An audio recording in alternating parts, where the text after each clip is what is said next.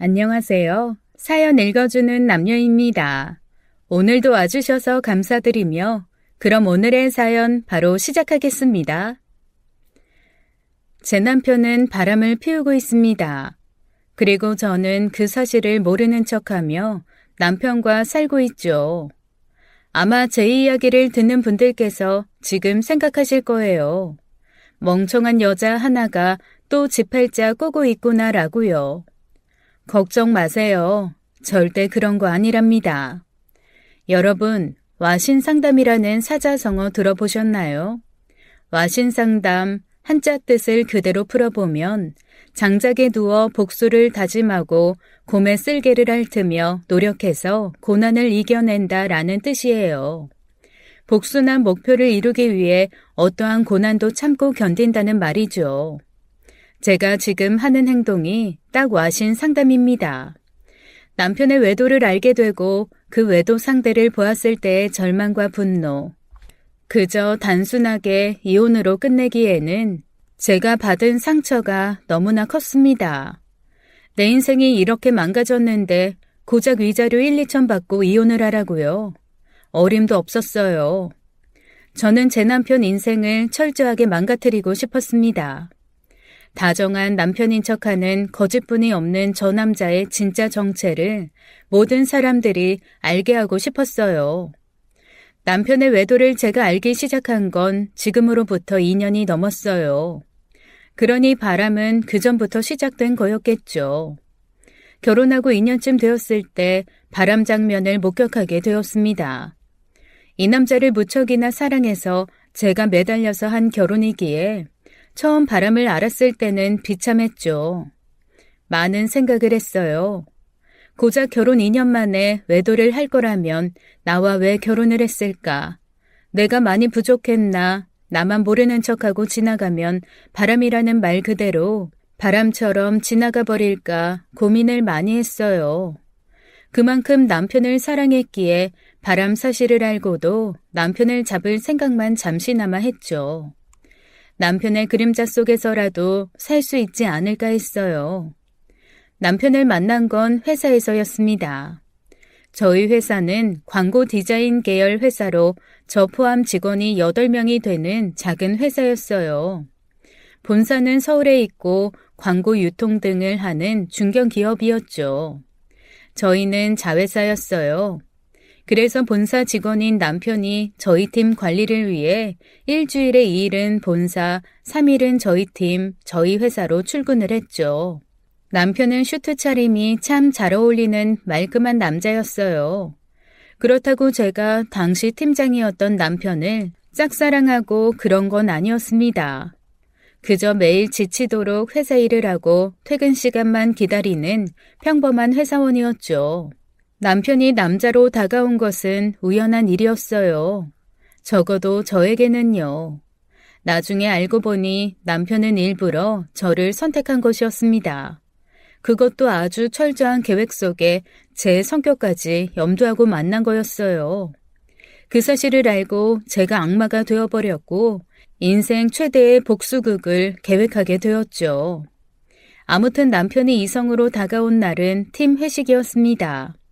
평소 흐트러짐이 없던 남편이 그날은 무척이나 술을 마시더라고요. 젊은 직원들은 회사 욕, 나이가 좀 있고 가정이 있는 분들은 남편 이야기와 자식들 육아 이야기로 시끌시끌한 회식 자리였어요. 나중에 제 남편이 된 팀장님만 조용히 우리 이야기를 들으며 연신 술잔을 기울였죠. 딱히 이상하다는 생각보다는 저러다가 취하시면 우리가 귀찮겠다 싶었습니다. 그래서 택시비도 아낄 겸 함께 택시를 탔죠. 그때부터 팀장님이 제게 이성으로 다가온 것 같아요. 지선 씨는 사귀는 사람 있어요? 평소 남자친구 이야기하는 건 못 들어봤네요. 남자친구 없어요. 엄마는 빨리 시집 가라면서 저 치워버리고 싶다는데 뭐 딱히 만나는 사람도 없는걸요. 다행이네요. 남자친구가 없으시다니.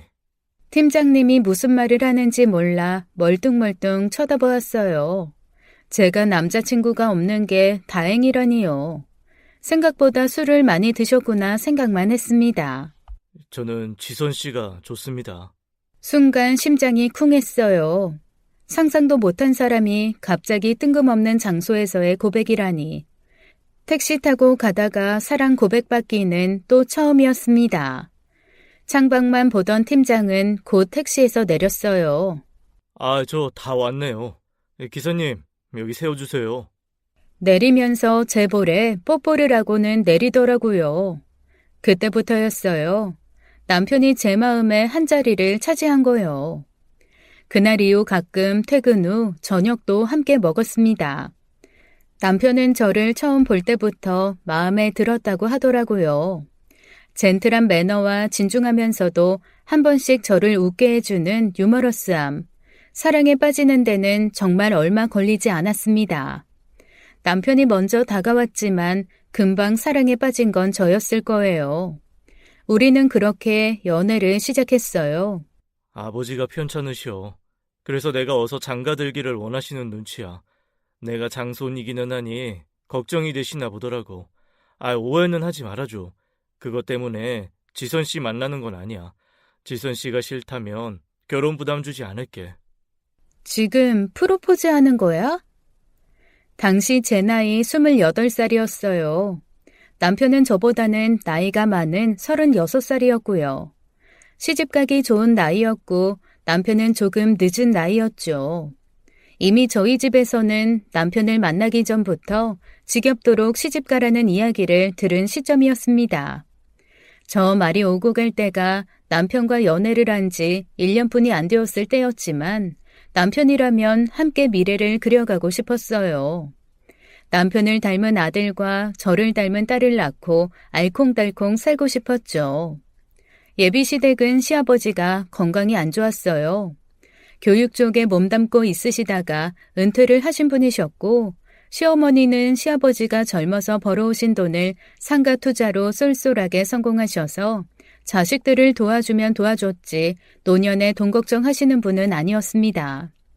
그리고 형제는 남편과 4살 차이 나는 남동생 하나 있었는데 도련님도 공기업에서 성실하게 살아가는 사람이기에 결혼 후 문제가 될 만한 것은 하나도 없었죠. 사실 저런 것 말고도 남편 하나만 보고도 결혼하기는 충분했어요. 아직 젊은 나이에 팀장을 달고 적지 않은 연봉을 받고 있었고 시어머니의 조언으로 어려서부터 부동산 투자에 눈이 띄어 그 나이에 낡긴 했지만 서울의 20평대 아파트도 가지고 있었죠. 술도 적당히 하고 담배도 안 피고 취미가 배드민턴인 아주 건실한 청년이었습니다. 단점이 안 보일 정도로 제가 남편에게 빠져있기도 했고요. 남편의 결혼 제안을 거절할 이유가 하등 없었어요. 제대로 프로포즈 해봐. 그러면 고민 좀 해볼게. 그리고 그 주 남편은 남산에서 제게 다이아 반지를 건네며 정식으로 프로포즈를 했습니다. 기쁜 마음으로 승낙을 하고 부부의 연을 맺기로 했어요. 그때까지 상상도 못했습니다. 이 남자가 바람을 피울 거라는 것을요. 그리고 충격적인 그 상대의 정체도요. 짐작도 못했죠.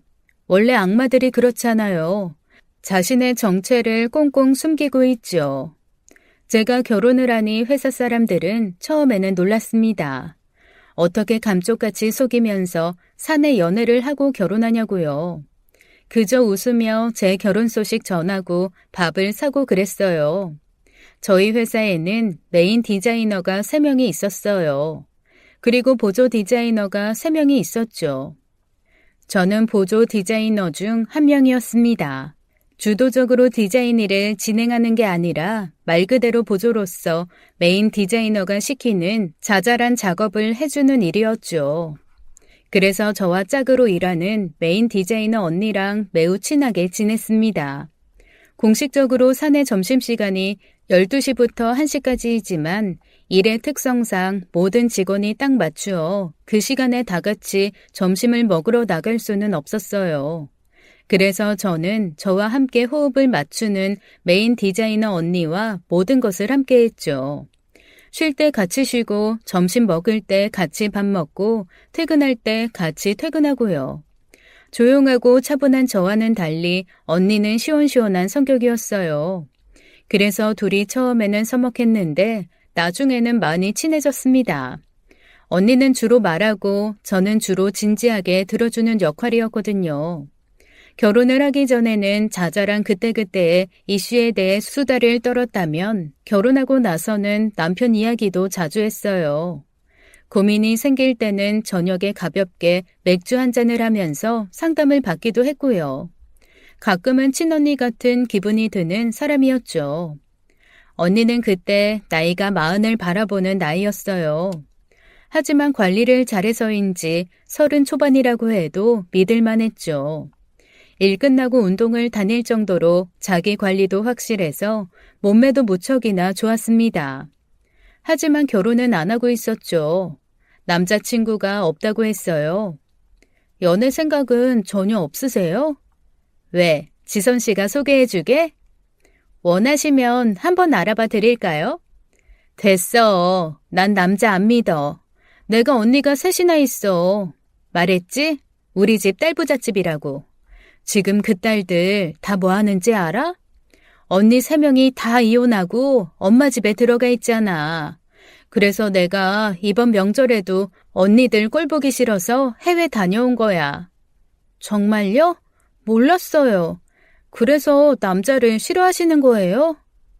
꼭 그런 건 아니지만 별 볼 일 없더라고, 남자들이. 틈만 나면 바람 피울 궁리나 하고.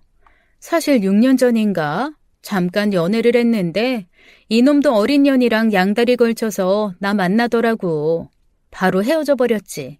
우리 언니들도 다들 여자 문제로 이혼했어. 그래서 그런가?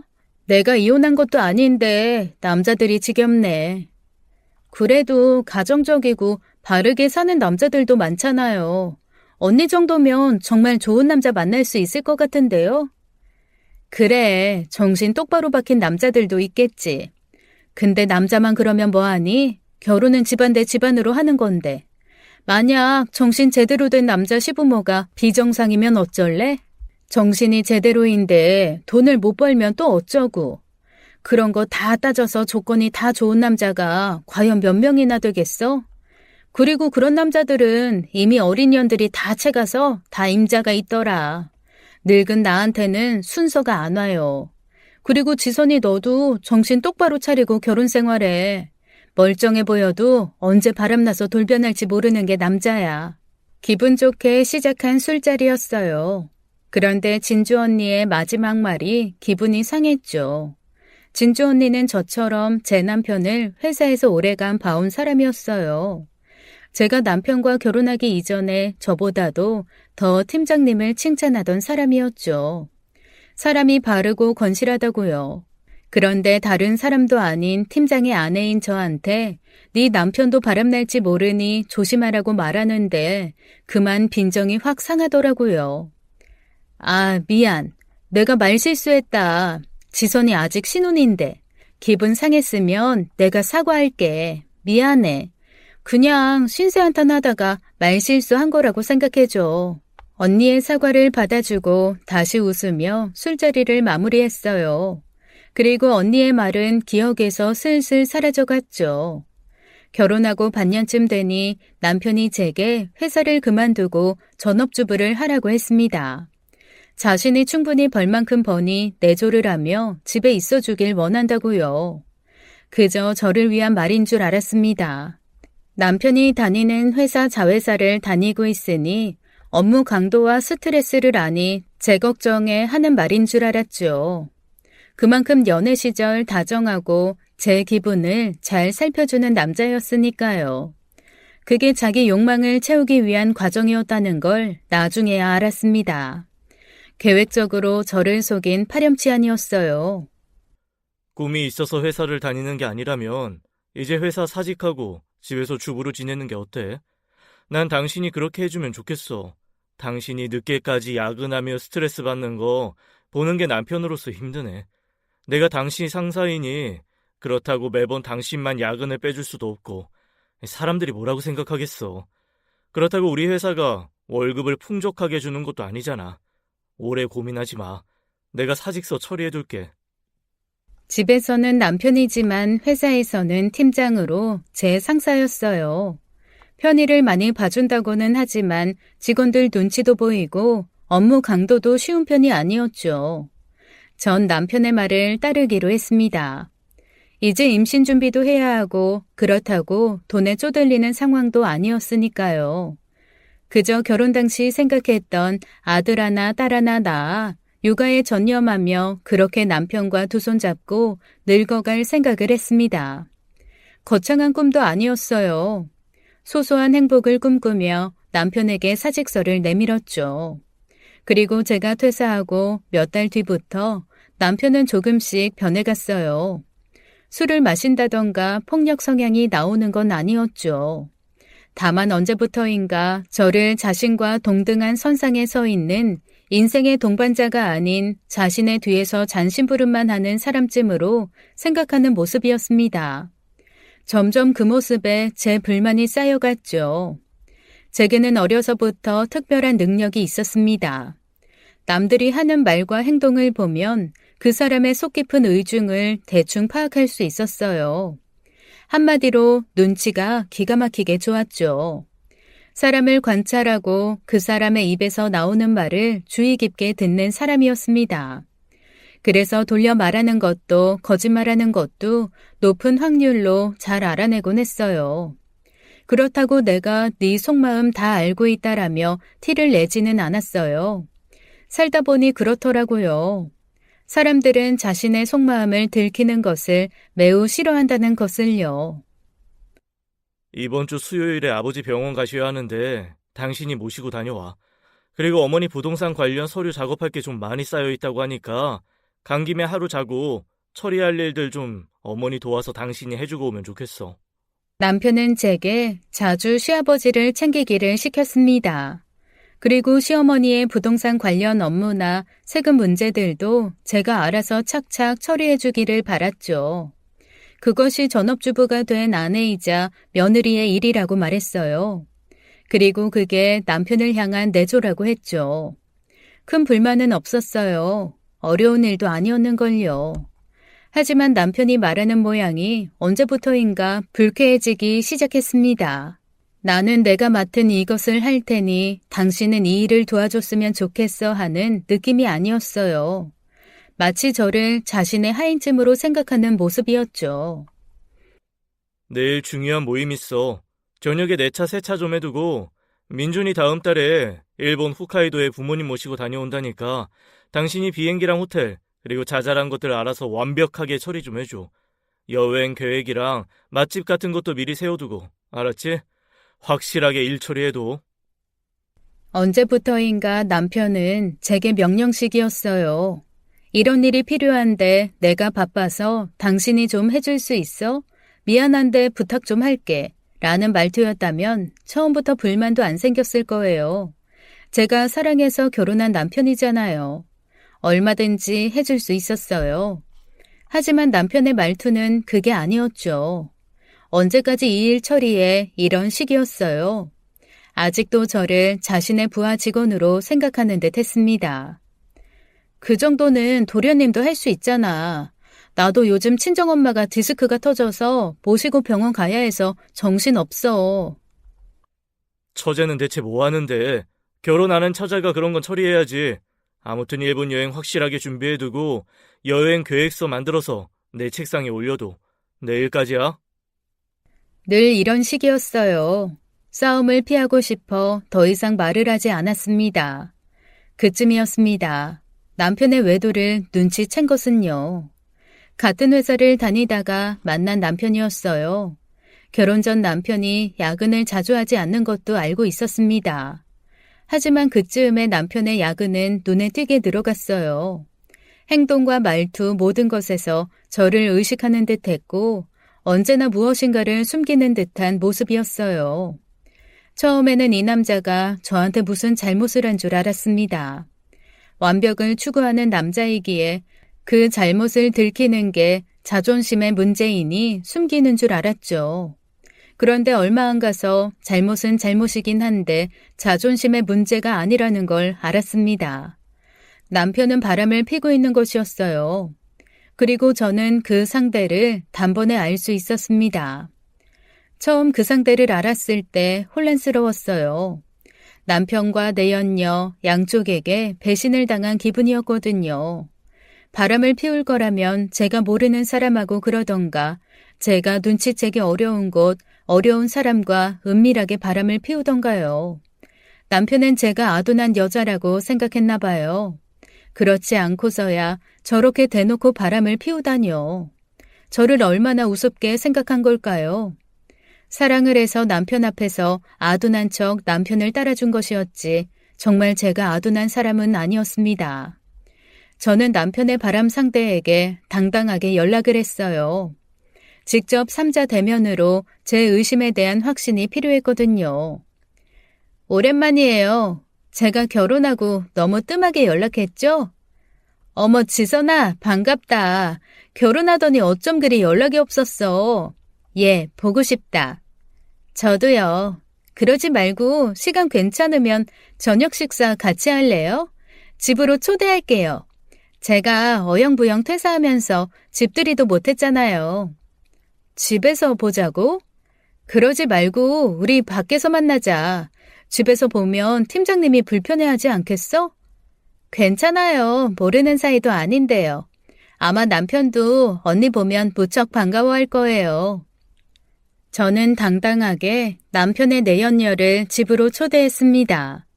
계속 밖에서 보자고 하는 걸 제가 집으로 초대했어요. 그리고 다음날 저녁 남편의 내연녀를 만났습니다. 남편에게는 말 안 했어요. 제가 말 안 해도 내연녀가 남편에게 말할 거라 생각했죠. 왜 아니겠어요?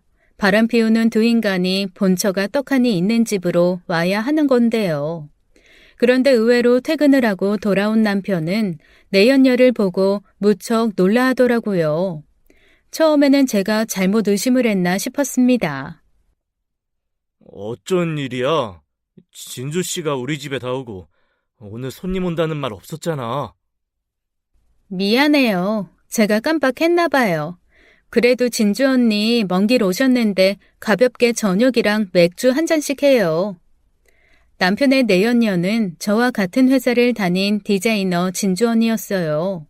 제게 그토록 남자는 믿을 수 없다며 바람둥이를 조심하라고 말하던 언니였죠.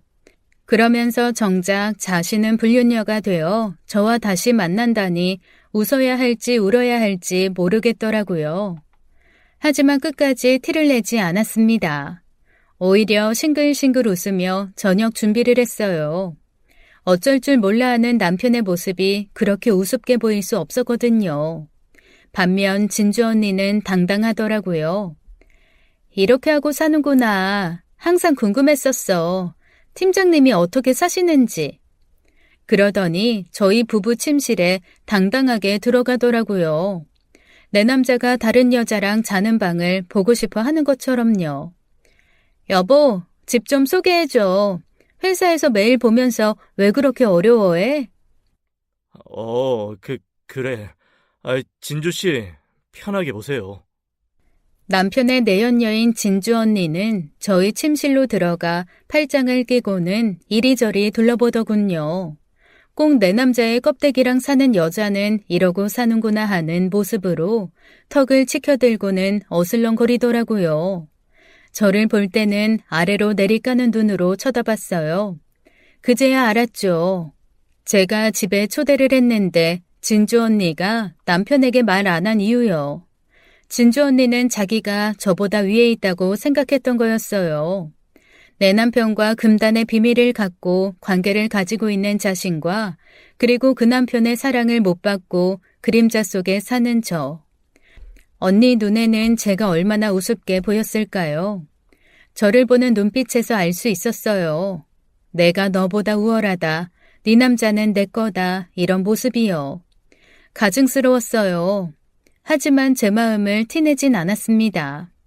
입술을 깨물며 웃었죠. 그리고 생각했어요. 나는 기다리겠다. 언젠간 니들 눈에서 피눈물 나도록 만들어줄 그날을. 그날도 어디 그렇게 나를 볼 수 있나 한번 두고 보자라고요. 그 기회가 반드시 올 거라고 믿었습니다.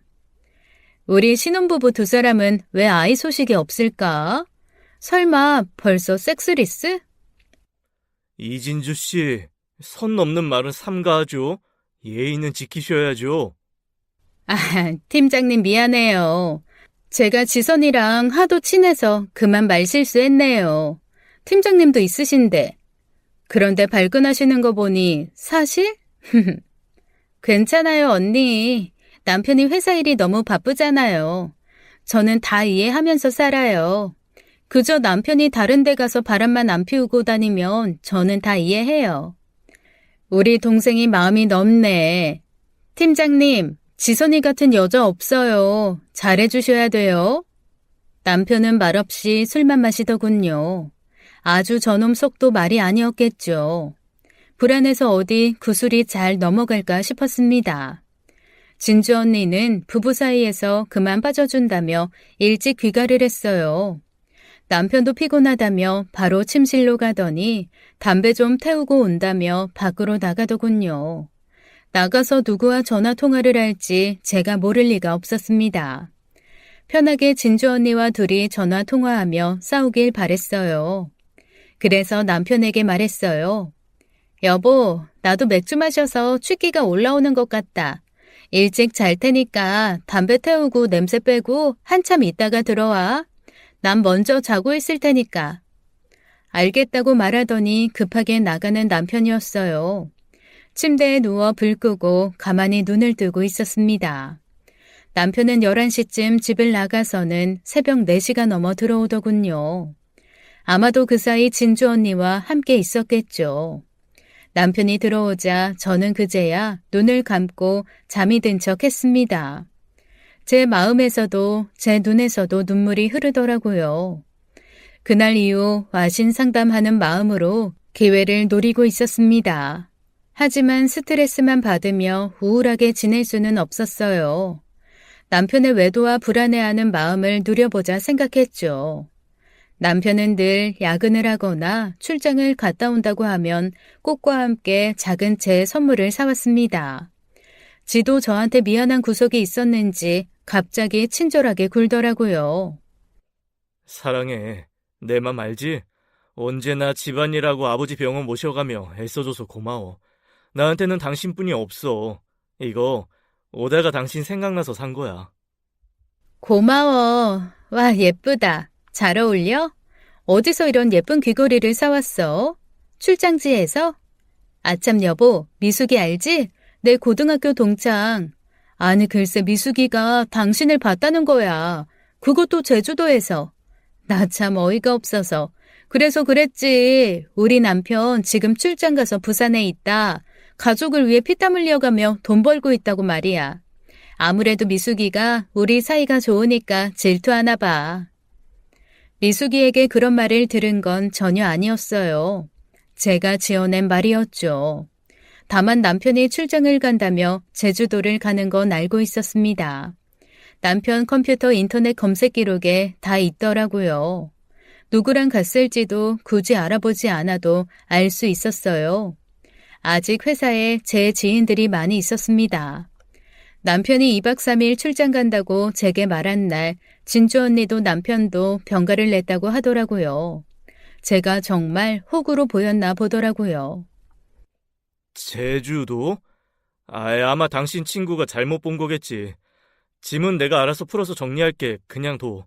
당신도 힘들잖아. 나 씻고 일찍 잘게. 출장이 힘들었네. 그래 여보, 수고했어. 아, 나 또 할 말 있다. 어? 뭐? 자기 왜 이렇게 놀라? 꼭 죄 지은 사람처럼. 다름 아니라 우리 엄마 허리 수술 해야 한다고 해서 내가 친정집에 일주일 정도 있어야 할 것 같아. 그동안 당신 못 챙겨줄 것 같아서. 괜찮지? 수술비도 당신 카드로 해야 될 것 같아. 그래. 당연히 괜찮지. 사위인 내가 바빠서 못 챙겨드려. 죄송하네. 당신이 가서 잘 챙겨드리고 맛있는 것도 사드려. 내가 카드 줄게. 재미있었어요. 예전에 친정집에 한번 다녀올라 치면 시아버지 병원 핑계를 대며 못 가게 하던 남편이었어요. 무슨 말만 하면 처제한테 대신 시키라고 했었던 남편이었죠. 하지만 외도의 흔적을 슬쩍 이야기하면 무엇이든 제가 하고 싶은 대로 하게 해주었습니다. 하지만 이 정도 재미로 제 복수를 끝내고 싶지는 않았습니다. 아니, 이건 복수도 아니었죠. 제 진정한 복수는 아직 시작도 안 했습니다. 그러던 어느 날이었어요. 친정엄마를 보고 집으로 돌아가는 길이었습니다. 왕복 4차선 도로 끝쪽에 남편 차가 서 있는 걸 보았어요. 갓길에 정차를 해두고 있었더라고요. 외근을 나온 건가 싶었죠. 별로 아는 척하고 싶지 않아 집으로 다시 가려는데 운전석에서 남편이 내리더라고요. 그러더니 급하게 조수석으로 뛰어가 문을 열어주더군요. 그리고 남편 차에서 내리는 여자를 보고 제 눈을 의심했습니다. 헛웃음이 나오더라고요. 남편 차에서 내린 여자는 제 고등학교 친구 나나였어요. 나나가 왜 제 남편 차에서 내리는지 이해할 수 없었습니다. 혼란스럽더라고요. 나나는 남편과 접점이 없는 친구였어요. 제 친구 나나는 제 남편을 결혼식 때 딱 한 번 보았습니다. 그리고 이후에 제가 알기로는 만난 적이 없어요. 당연히 서로 연락처도 몰랐고요. 그런데 왜 제 친구 나나가 남편 차에서 내리는 걸까요? 서둘러 남편에게 전화를 걸었어요. 멀리서 남편이 울리는 전화기를 바라보는 게 보이더군요. 그리고 제 전화인 걸 확인했나 봐요. 남편은 제 전화를 안 받고 그대로 주머니에 넣었습니다. 그러더니 제 친구 나나와 무슨 말을 주고받더라고요. 무슨 말인지 몰라도 제 친구가 박장대소를 했어요. 나나는 그렇게 제 남편 팔짱을 끼더니 건물로 들어가더라고요. 그 건물 8층은 모텔이었어요. 집으로 돌아가는 길 웃다가 울다가 했습니다. 남편에게 문자를 했죠. 전화했는데 안 받아서 문자해. 오늘 일찍 들어와? 저녁 준비 때문에. 전화를 안 받더니 제 문자에는 금방 답을 하더라고요. 회의 중이라 전화 못 받았어. 오늘 야근이야. 저녁은 혼자 먹어. 왜 아니겠어요. 당연히 야근을 하셔야겠죠. 제 남편은 회의를 모텔에서 하시나 봅니다. 아마 질펀한 회의를 하는 거겠죠. 일부러 제 친구 나나에게는 전화를 걸지 않았어요. 혹시나 남편이 눈치챌까 봐요. 제 친구 나나는 최근에 이혼을 했습니다. 그래서 친구들이 모여서 위로를 해주었었어요. 짧은 연애를 하고 결혼을 하더니 초고속으로 이혼을 하더라고요. 결혼 기간도 무척이나 짧았습니다. 나나의 남편 되는 사람 집은 무척이나 잘 살았어요. 결혼의 가장 중요한 것은 시댁의 재력이라고 평소에도 친구들에게 말하고 다닌 나나였습니다. 결국 부자인 남자를 만나 호텔에서 성대하게 결혼을 했어요. 친구들은 모두 나나가 소원을 이뤘다고 말했었죠.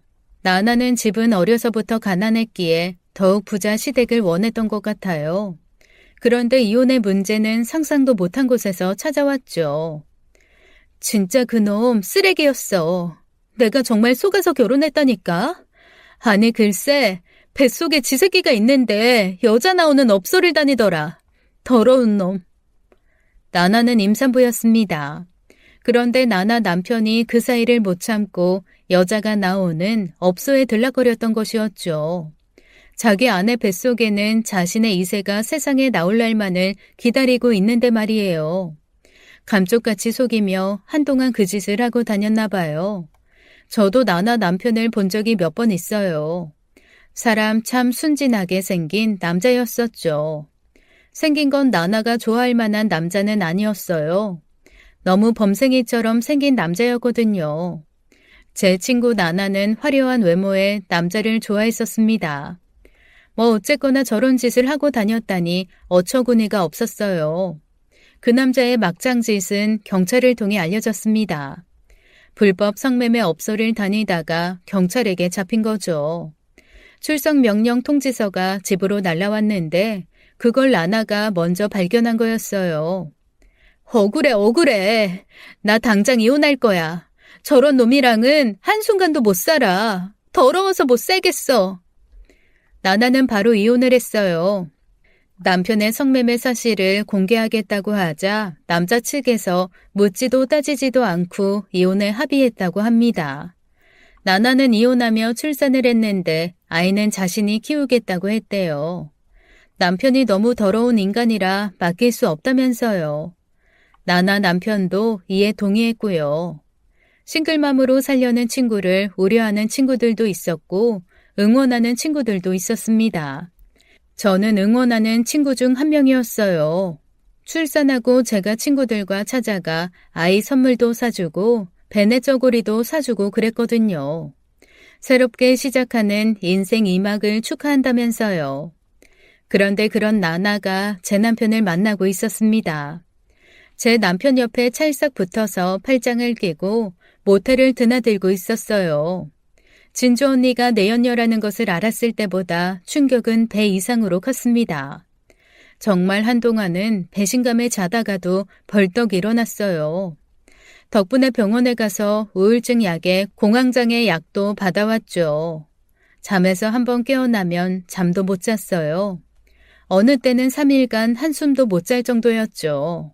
글로 쓰니 복수를 위해 하루하루 참으며 기다리는 게 쉬워 보이지 실제 그 당시 제 생활은 정말 지옥 그 자체였어요. 남편은 나나와의 사이를 제게 걸리고 나서도 그 다음 주에 또 출장을 간다며 내연녀 진주 언니와 여행을 갔습니다. 그럼 나나는 뭘까요? 내연녀가 2명이라는 이야기잖아요. 정말 대단하신 남편이었어요. 무엇보다 그 둘이 어떻게 만나고 있는지 이해가 잘 안 되었어요. 정말 여러 의미로 성실한 남자였네요. 뭐 그런데 그게 중요한가요? 내 남편이 내 친구와 모텔을 드나든다는 사실만이 중요한 거겠죠. 복수를 해야 할 대상이 한 명 더 늘어난 것뿐이었어요. 그런데 나나와 남편이 어떻게 만나서 불륜관계가 될 수 있었는지는 제가 생각지도 못한 사람이 제게 알려주었습니다. 이번 주 아버지 생신이쇼. 집에서 한다고 하니까 근사한 선물도 좀 사두고 용돈도 준비해둬. 시아버지 생신날이었어요. 주말이었기에 아침부터 준비하고 남편과 시댁으로 향했습니다. 시어머니는 제가 오랜만에 얼굴을 비춘다고 타박을 하시더군요. 확 마음 같아선 시댁도 안 가고 싶었는데 복수하는 그날까지 티를 내지 말자는 게 제 생각이었어요. 참고 또 참고 인내를 하는 거죠. 시키지도 않았는데 남편이 제 편을 들어주더군요. 지선이도 이리저리 바쁜 일 요즘 많아요. 장모님도 허리 때문에 수술하셨고요. 어머니도 하실 일 있으면 안사람 시키지 마시고 사람을 쓰시던 하세요. 그 정도 돈도 충분히 있으시잖아요. 새아가가 해주면 공짜인걸. 뭘 그런 걸로 돈을 써? 결혼하고 나서는 그렇게 드나들더니 요즘은 얼굴 보기 힘든 게 너희들 무슨 일 있냐? 무슨 일 전혀 없다고 말했습니다. 남편이 안심할 수 있는 단어들만 골라서 조합하고 떠들었어요. 시어머니에게는 죄송하다고 말하고는 식사 준비를 했습니다. 시아버지 생신상을 차리고 온 가족이 모였을 때 제가 말을 꺼냈죠. 요즘은 바람 피우는 사람이 그렇게 많다고 해요, 어머님.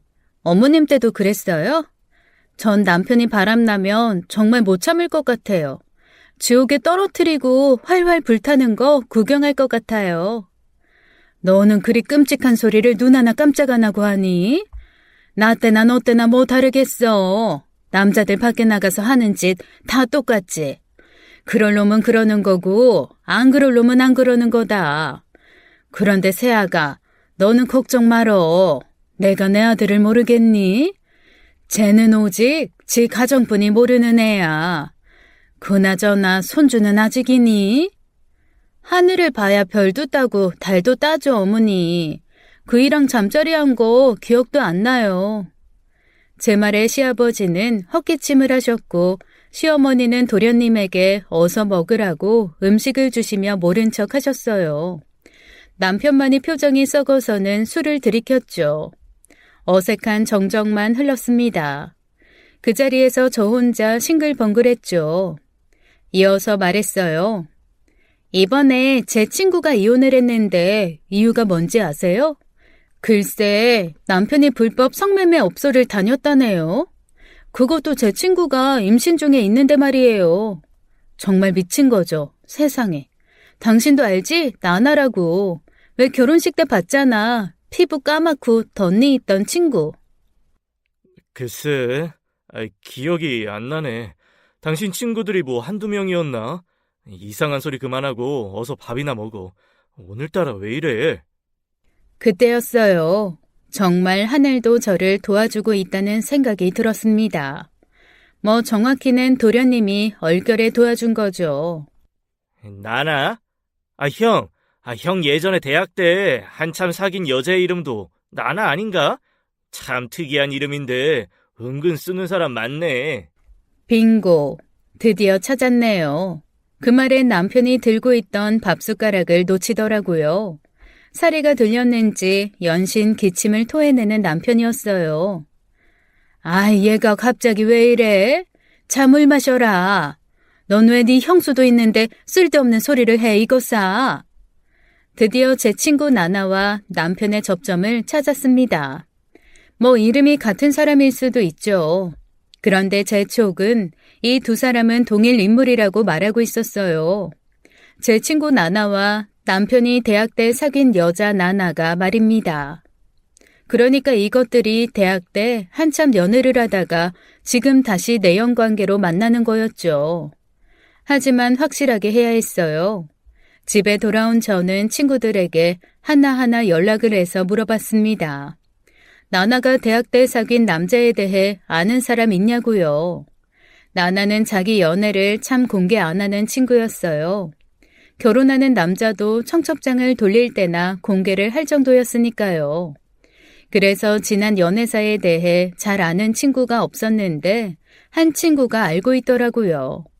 당시 8살 차이 나는 오빠를 만나는데 졸업하고도 한참 만나다가 이번에 이혼한 남편과 결혼할 때 갈아타듯 헤어졌다라고요.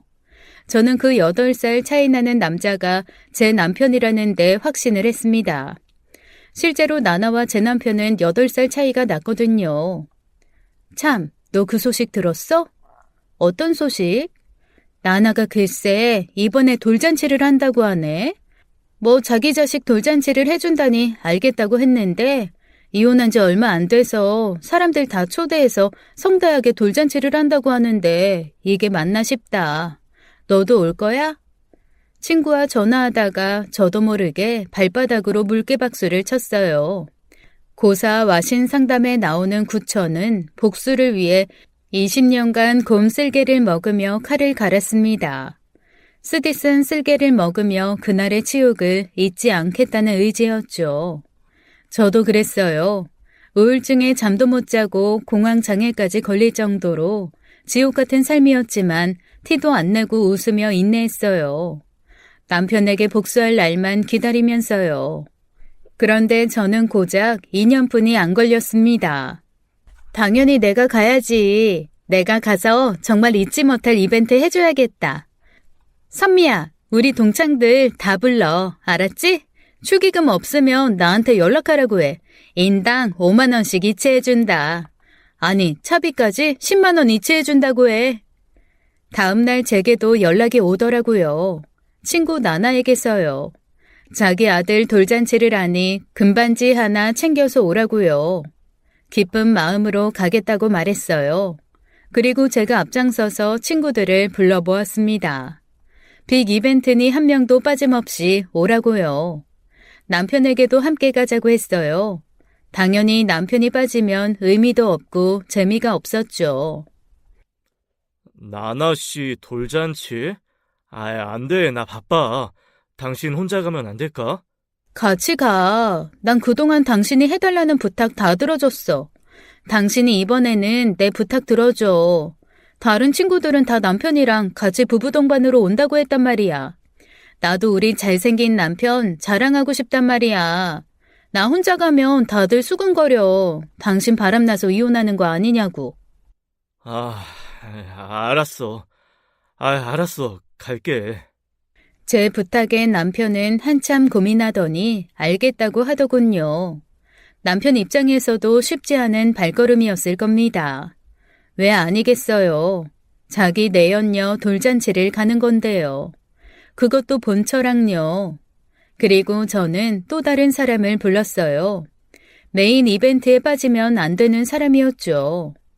언니, 이번에 내 친구가 돌잔치 하는데 언니도 같이 가요. 친구 돌잔치? 내가 거길 왜 가? 아는 사람도 아니고 초대도 안 받았는데. 제 친구들 다 온다고 했어요.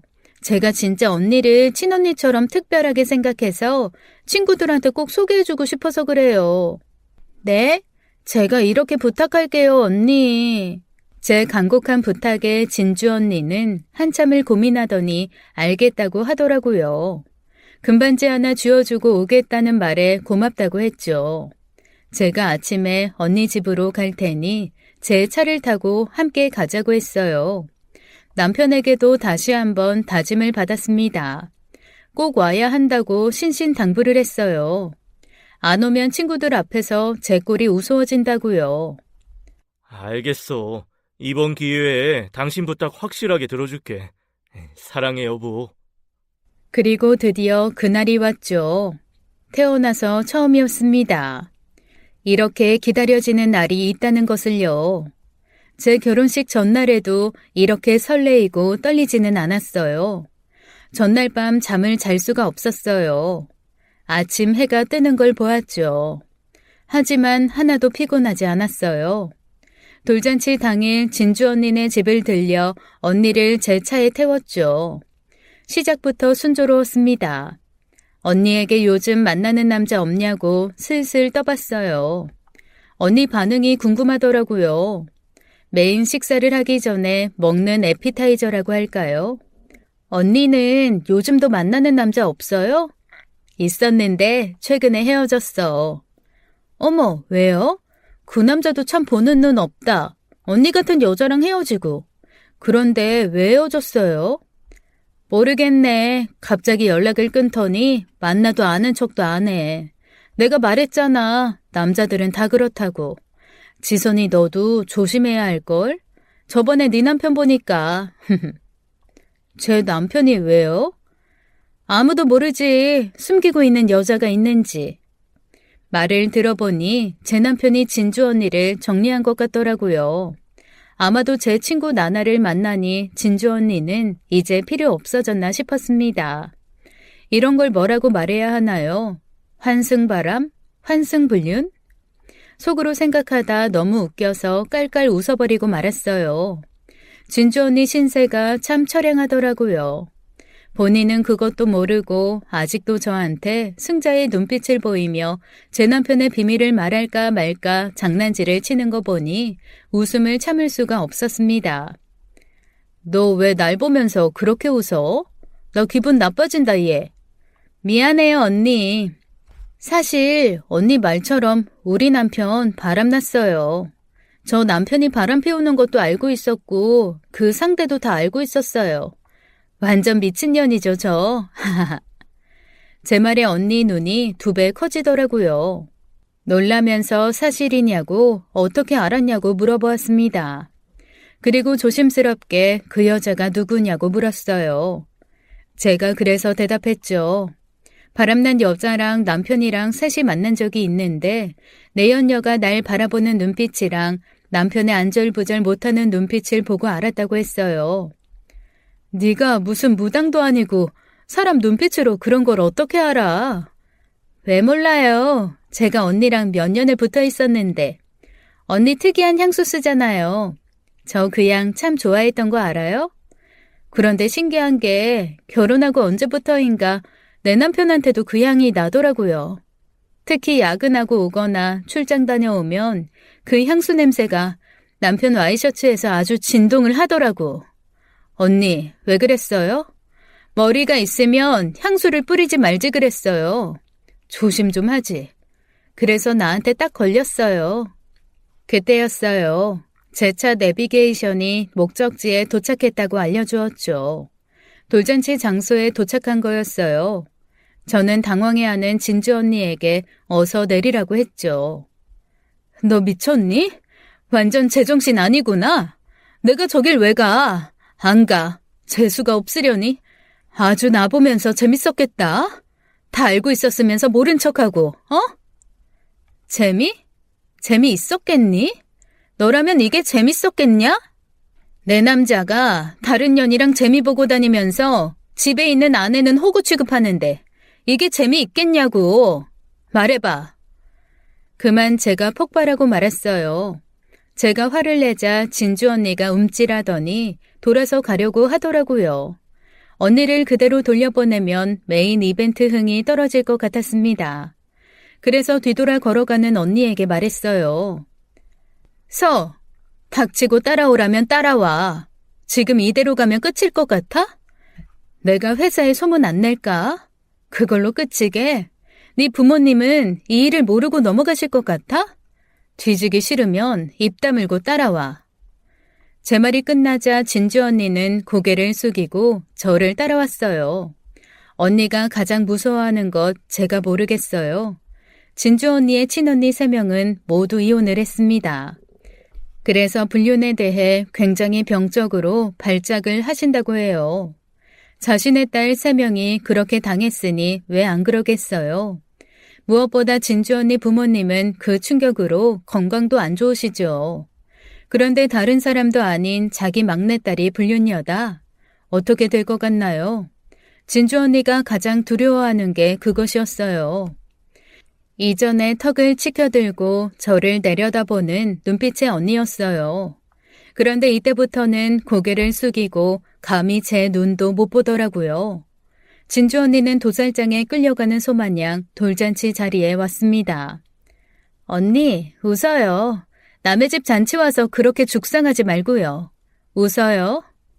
돌잔치는 성대했어요. 이혼하고도 자신이 잘 살고 있다는 걸 친구 나나가 보여주고 싶었나 봐요. 돌잔치 치고 손님들도 무척 많았죠. 나나 가족들은 물론이고 제가 친구들도 다 불렀거든요. 무조건 오라고요. 제가 도착하고 얼마 지나지 않아 남편도 도착했습니다. 친구들 부부도 오기 시작했어요. 제가 남편을 데리고 왔다고 하자 나나가 잠시 당황하더니 잘 왔다고 하더라고요. 제가 이어서 진주 언니를 소개해주고 싶어서 데리고 왔다고 하니 이번에는 남편이 또 당황해했죠. 그렇게 돌잔치는 순조롭게 진행되었어요. 남편은 진주 언니 등장에 눈동자가 계속 흔들흔들거리며 식은땀을 비오듯 흘리더라고요. 어디 아파? 왜 이렇게 불안해? 벌써부터 그러면 어떡해. 이제 시작인데. 뭐가 시작이야? 여보, 궁금해서 그러는데 진주 언니가 당신 내연녀인 거 누구한테 들킬까봐 그렇게 벌벌 떠는 거야? 나야? 아니면 당신 새로운 내연녀 나나야? 뭐? 무슨 말이야? 그때였어요. 사회자가 저를 불렀습니다. 여러분, 깜짝 이벤트예요. 여기 어머니의 가장 친한 친구 김지선 씨가 친구를 위한 깜짝 이벤트 영상을 준비했다고 합니다. 많은 박수 부탁드려요. 그 자리에 모인 많은 나나 가족들과 나나의 친구들이 저를 보며 박수를 쳤어요. 친구들은 제게 무엇을 준비했냐고 하며 웅성거리더라고요. 뭘 준비했겠어요. 제가 2년간 밤마다 잠도 못 자고 피눈물 흘리며 이를 갈았던 것을 준비했죠. 미리 섭외해둔 돌잔치장 직원이 영상을 틀었습니다. 내 친구 나나야, 오늘을 진심으로 축하해. 오늘을 위해서 영상편지를 준비했어. 잘 들어줘. 제가 영상에 등장하며 나나에게 인사를 하자 나나는 눈물을 닦으며 깜짝 이벤트에 감동하는 척을 하더군요. 정말 가증스러웠어요. 그래봤자 저 표정은 20초 안에 절망으로 바뀌겠죠. 나나야, 내 친구여서 정말 고마워. 이렇게 나 대신 쓰레기 같은 내 남편을 처리해주니까 말이야. 오늘 찾아와 주신 여러분, 지금 제 남편과 제 친구 나나의 진짜 모습을 보여드릴게요. 광고는 없으니 즐겁게 시청해주세요. 제 음성과 함께 제가 그동안 모아둔 남편과 나나의 외도 영상이 나왔어요. 나나와 제 남편이 저 몰래 모텔로 팔짱을 끼고 들어갔다가 나오는 영상, 차마 여기에 적을 수 없을 정도로 야한 대화를 주고받던 그들의 카톡 대화 내용들이요. 이곳저곳에서 웅성거리는 소리가 들리기 시작했습니다. 나나는 소리를 지르며 영상을 끄라고 고래고래 소리를 질렀죠. 제 남편도 무슨 짓이냐며 제게 소리를 지르더라고요.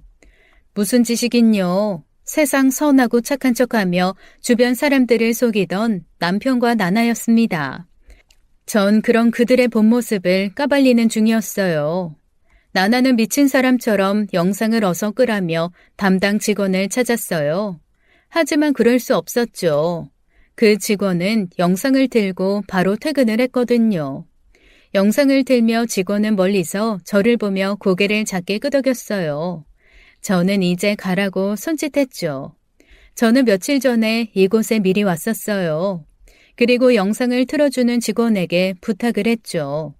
무슨 일이 생겨도 영상 절대 끄지 말라고요. 아예 영상 켜둔 다음 끌 수 있는 리모컨을 들고 그냥 퇴근하라고 말했습니다. 대신 현금으로 200만 원 주어줬거든요.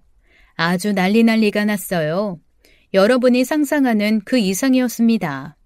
나나 어머니는 땅을 치며 울었고 나나 아버지는 제 남편 멱살을 잡으며 패대기를 치고 소리를 질렀죠. 옆에 있는 진주 언니에게도 말했어요. 언니가 제 남편에게 버림받은 이유가 저거예요. 제 친구가 언니 자리를 차지했거든요. 나나야, 우리 남편이 너 만나면서 동시에 만나던 언니야. 서로 인사해. 야, 영상 끄라고. 너 미쳤어? 그리고 뭐? 나 말고 다른 년도 만났다고? 희준 씨, 저 년 뭐야? 저 늙은 년 아는 여자야? 하지만 제 남편은 대답을 할 수 없었어요. 나나 아버지와 삼촌에게 맡고 있었거든요. 그때 나나의 말에 진주 언니가 폭발했나 봐요. 진주 언니도 자기 말고 제 남편한테 내연녀가 또 있는 양다리 상태인 걸 몰랐던 거죠. 무엇보다 나나 때문에 환승불륜을 찍었으니 얼마나 열받겠어요. 늙은 년이라는 말에 진주 언니가 나나에게 달려들어 머리채를 잡았습니다. 누구를 응원해야 할지 모르겠더라고요. 그리고 이어서 하이라이트 영상이 펼쳐졌어요. 영상에 나나 전 남편이 나왔죠. 이혼하고도 치가 떨리는 나나야. 돌잔치 한다고 하길래 영상 편지 남긴다. 나나의 돌잔치를 위해 제가 나나 전 남편을 찾아갔습니다. 영상 편지에 인사 좀 해달라고요. 미친년처럼 보이시겠지만 찾아간 이유가 다 있었어요. 나나가 전 남편에 대해 말한 것은 다 거짓말이었습니다. 나나의 전 남편은 불법 성매매를 하지 않았어요. 제 친구가 자신의 잘못을 숨기려 지어낸 이야기였죠. 네가 이혼하고 나에 대한 이상한 소문 퍼뜨린다고 들었다. 계속 이상한 소문 남기면 정식으로 고소할 테니까 그렇게 알아. 이 영상을 많은 사람들이 본다는 말에 제가 저에 관한 이상한 소문을 종식시키기 위해서 한마디 할게요. 나나의 전 남편은 이어서 품에서 종이를 한 장 꺼냈어요. 카메라에 잘 보이게 한번 보여주고 이야기를 이어갔죠. 이거 친자검사 결과지예요. 제가 나나와 이혼을 한 이유는 지금 돌잔치하는 나나 아이가 제 아이가 아니어서입니다. 나나는 저와 결혼 생활 중 외도를 했고 그 외도남의 아이를 임신했습니다. 이게 우리가 이혼한 이유예요. 앞으로 이상한 소문을 내는 사람 있으면 이유 불문하고 명예훼손으로 고소하겠습니다. 전 남편의 말에 나나 친척들은 다 뒤집어졌어요. 그동안 이혼 사유를 나나 전 남편의 불법 성매매로 알고 있었는데 알고 보니 나나의 외도였다니 왜 안 그러겠어요. 그리고 이어서 마지막 손님이 도착을 했습니다. 바로 시어머니 시아버지셨어요. 아수라장이 된 돌잔치장을 멍하니 바라보시다가 자신의 아들이 나나 아버지에게 맞고 있자 시아버지가 달려들어 막으셨습니다.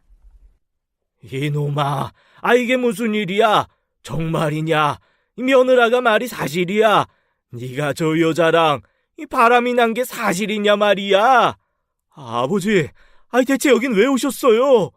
새아가가 연락했다. 아이, 갑자기 내 손주 돌잔치 하니까 오라고 하지 않겠냐? 이게 다시 무슨 말이야? 제가 나서서 말했어요. 지금 돌잔치 하는 아이가 시아버지 손자라고요. 시아버지 아들이자 제 전남편이 될 이 인간이 저 아이 친부가 된다고요. 물론 이건 제 추측이었습니다. 그런데 나나가 외도를 해서 아이를 가졌다면 제 남편 아이겠죠. 그 당시 나나와 외도를 한 건 제 남편이니까요.